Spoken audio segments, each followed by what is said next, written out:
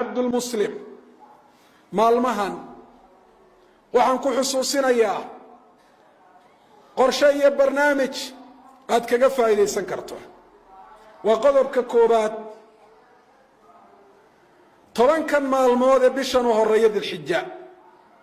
marnaba ha ilaabin hana mooganaan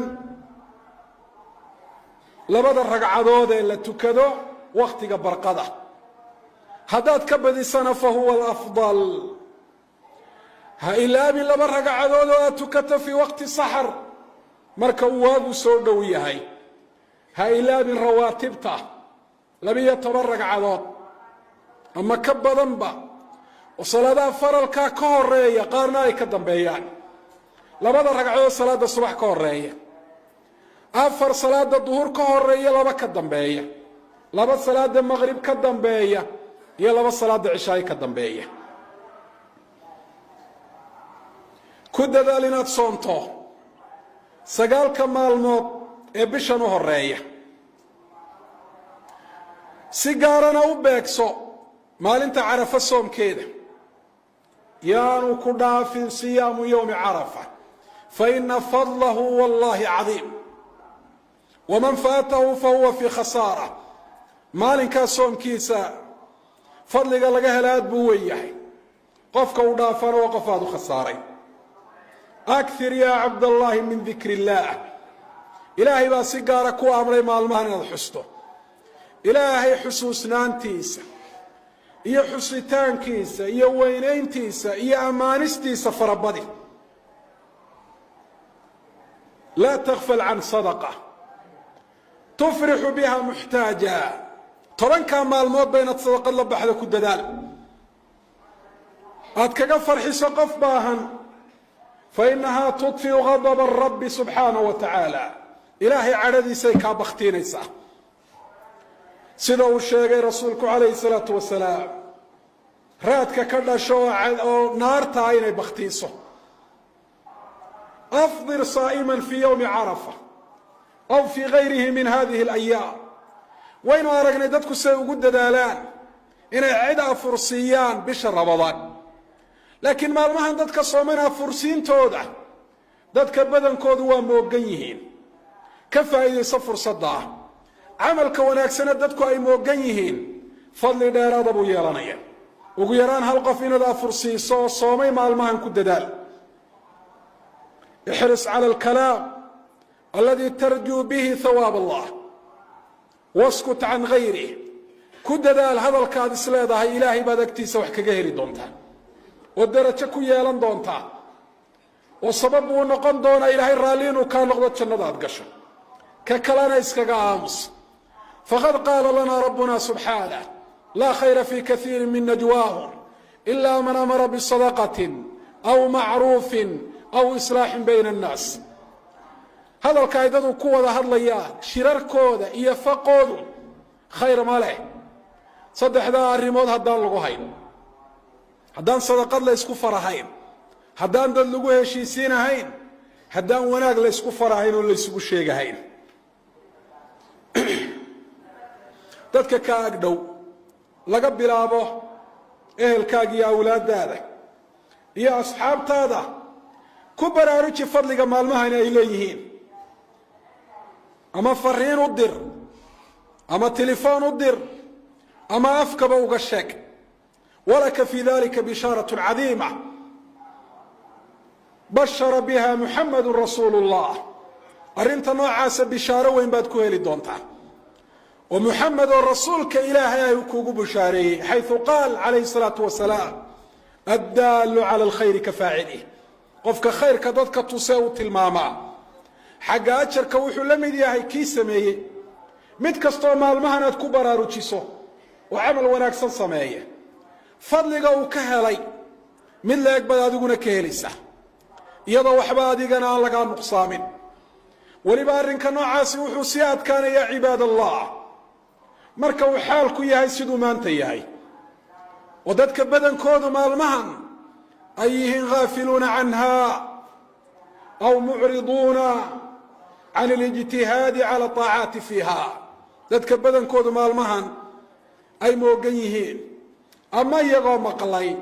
ay yihiin kuwa ka sii jeeda oon u soo jeedin inay ku dadaalaan daacaadka iyo waxaa ilaahay subxaanahu wa tacaala u dhoweynaya. ayuha alcabdu lmuslim, maalmaha waxaad ku dadaashaa akhrinta qur'aanka, fa huwa afdalu maa yudkaru bihi rabu subxaanahu wa tacaala. wax ilaahay lagu xuso waxaa u fadli badan in ilaahay hadalkiisa la akhriyo.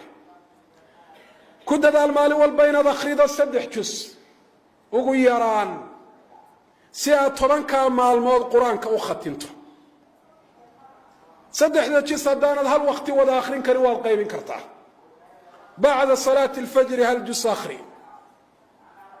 bacda salaati bayna almaqrib waalcishaa, maqrib iyo cishaa inta udhaxaysana jus kala akhri, bacda salaati duhri aw alcishaana jus kala akhri. ma ashalahaa wama afdalahaa, waa arrin aada u sahlan isla markaa fadligeeduna aada iyo aada u weyn yahay. wakhtiyada qaarkood si gaara uga faa'iidayso. salaada subax dabadeed iyo salaada subax horteed iyo maqrib iyo cishaa inta udhaxaysa oo kaga faa'iidaysa khayrkii waxa ilaahay kuu dhoweynaya. guud ahaan ku dadaal istikfaarta, farabadii u samafalka waalidka, xidhiidhinta qaraabadaada, badinta salaanta, dadka baahan quudintooda, dadka ishaysta heshiisiintooda, wanaag farista iyo xumaan reebista. carabkaaga ilaali, jaarka u samafal, martida si fiican u sooriyee, waxa dadka dhibaya waddada ka leexi. anfiq calaa zawjika wa ciyaalik, cidda ilaahay arrinkooda iyo taladooda ku dhiibay maalmahan ka farxi oo masruuf ku filan sii, agoon wax sii, walaal ilaahay daraaddii aad u walaalowdeen booqo, kuwa xanuunada u jiifa iyagana booqo.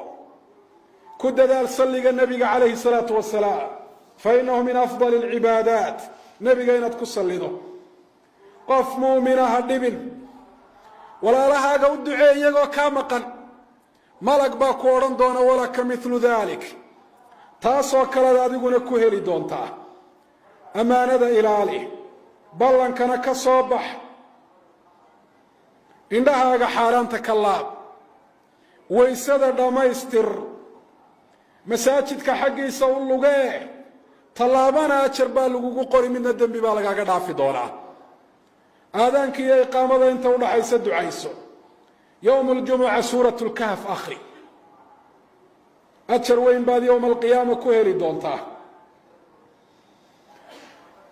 salaat lciid ku dadaal, ixris calaa adaa'i salaati alciidi fi lmusallaa. ku dadaal dikriga ilaahay salaadaha dabadood oo dadka masaajidka markiiba ka cararaha ka mid noqonin. ka farxi dadka muslimiinta, gaar ahaan kuwa taagta daran iyo kuwa baahan. laabtaada xaadh oo ka xaadh xumaan iyo colaad iyo qalbi xumo wixii aada ugu hayso qof muslima oon ilaahay daraaddii ahayn, ee ka dhashay dheefta nafta iyo adduunyo.